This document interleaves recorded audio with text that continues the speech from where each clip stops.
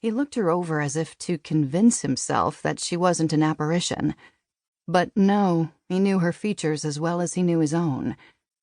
Hair pulled back into a severe ponytail, longer than it had been last time he'd seen her.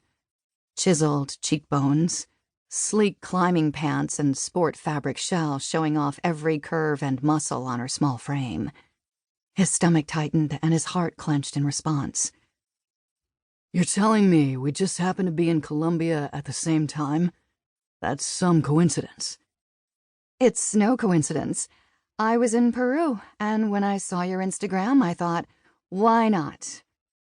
She flashed him a smile that managed to be halfway between knowing and regretful. In that case, I'm going to bed. Early morning tomorrow, and I want to be rested. He rose and saluted her with his mostly empty bottle. He'd only taken a few steps when her voice trailed after him. Since when are you so concerned with getting your beauty sleep? He paused for a second, then continued to his tent several hundred yards away and ripped the zipper open. He resisted the urge to shatter the bottle, setting it down carefully inside instead. Turned on the battery-operated lantern and zipped himself in, then stripped down to his athletic shorts.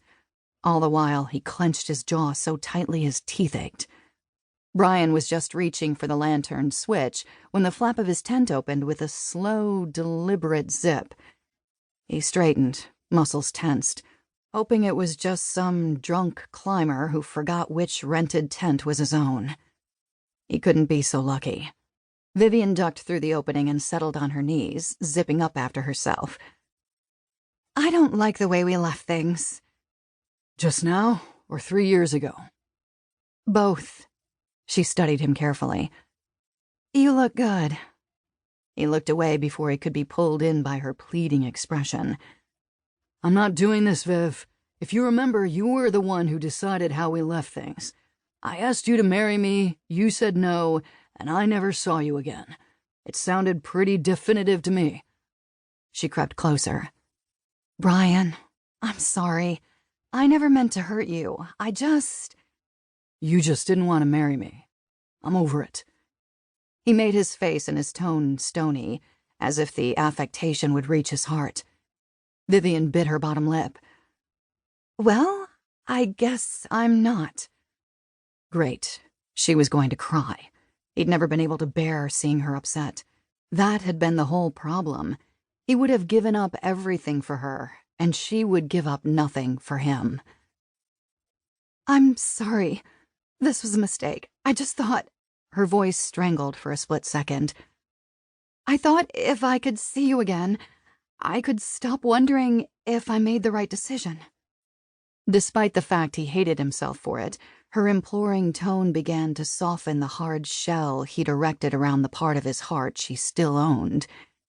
He reached out and smoothed a tear off her cheek with the roughened pad of his thumb. Viv, we can't go back. What's done is... Done, I know. But it doesn't stop me from missing you. It doesn't stop me from wishing I'd done things differently. Her eyes, shining wet in the glare of the lantern, met his, and all the anger he'd held against her crumbled. For a while, he'd thought an endless string of women would help numb the pain, but they couldn't erase her memory when he'd never stopped loving her, never stopped wanting her. Bryan didn't think when he slid a hand behind her neck and brought her closer, acted on instinct when he lowered his lips to hers, and when her arms wrapped around him and she kissed him in return, the last 3 years melted away. It felt like all the wrongs in his life had been righted. Bryan woke to a pale blue glow through the tent canvas, the distant chirping of birds alerting him to the cusp of morning. He rolled to his side and touched only an empty space where Vivian should be, the chill on the nylon telling him she'd been gone for a while. Quietly, he pulled on his clothes and shoes and unzipped his tent flap, a rush of relief coming immediately when he saw Vivian crouched in front of a small campfire. The smell of coffee drifted from the aluminum percolator set on the rocks. He crept up behind her and pressed a kiss to her neck. Good morning, beautiful. Instead of twisting around to kiss him as he expected, she straightened and...